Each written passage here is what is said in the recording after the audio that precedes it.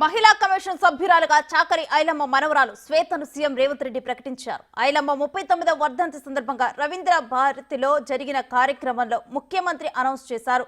చాకలి ఐలమ్మ పోరాటాన్ని కొనసాగిస్తామని శ్వేత స్పష్టం చేశారు. మహిళా కమిషన్ సభ్యురాలుగా తనకు అవకాశం ఇచ్చినందుకు సీఎం రేవంత్ కి కాంగ్రెస్ ప్రభుత్వానికి ధన్యవాదాలు తెలిపారు. శ్వేతతో మా ప్రతినిధి హరికృష్ణ ఫేస్ టు ఫేస్.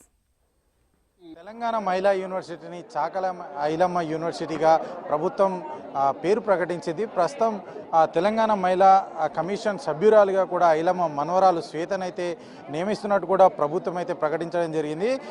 ప్రస్తుతం మనతో పాటు శ్వేత ఉన్నారు, వారిని అడిగి తెలుస్తున్నారు. చెప్పండి, ఎలా ఫీల్ అవుతున్నారు మహిళా కమిషన్ సభ్యురాలుగా ప్రభుత్వం ప్రకటించింది? చాలా గర్వంగా ఫీల్ అవుతున్నాను.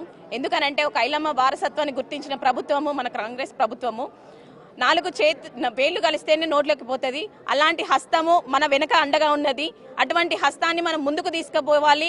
కొన్నేళ్లు పరిపాలించే విధంగా మనల్ని ముందుండాలి. అలాగే ఇంతటి అవకాశాన్ని నాకు కల్పించినందుకు కాంగ్రెస్ ప్రభుత్వానికే కానీ నా రజక బంధువులందరికీ ప్రత్యేక ధన్యవాదాలు తెలియజేసుకుంటున్నాను. అలాగే నాకు ఈ అవకాశాన్ని ఇక్కడి వరకు కల్పించినటువంటి మన మేడం గారికి ప్రత్యేక ధన్యవాదాలు తెలియజేసుకుంటున్నాను.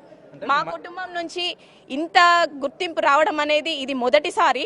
అసలు ఐలమ్మ వారసులు అంటే ఎవరెవరో వచ్చారు, కానీ ఇవాళ వచ్చిన గుర్తింపు అనేది అది ఒక చరిత్రలో నిలిచిపోతుంది అని నేను సగర్వంగా తెలియజేసుకుంటున్నా. మహిళా కమిషన్ సభ్యురాలుగా చాకల ఐలమ్మ వారసురాలు తొందరలోనే పదవి బాధ్యత స్వీకరించబోతుంది. ఎట్లా అనిపిస్తుంది? ఎట్లాంటి మహిళలకు ఎట్లాంటి రక్షణ కోసం పోరాడు? రాష్ట్ర గౌరవ ముఖ్యమంత్రి వారు నాకు ఇటువంటి అవకాశాన్ని ఇచ్చినందుకు చాలా ధన్యవాదాలు.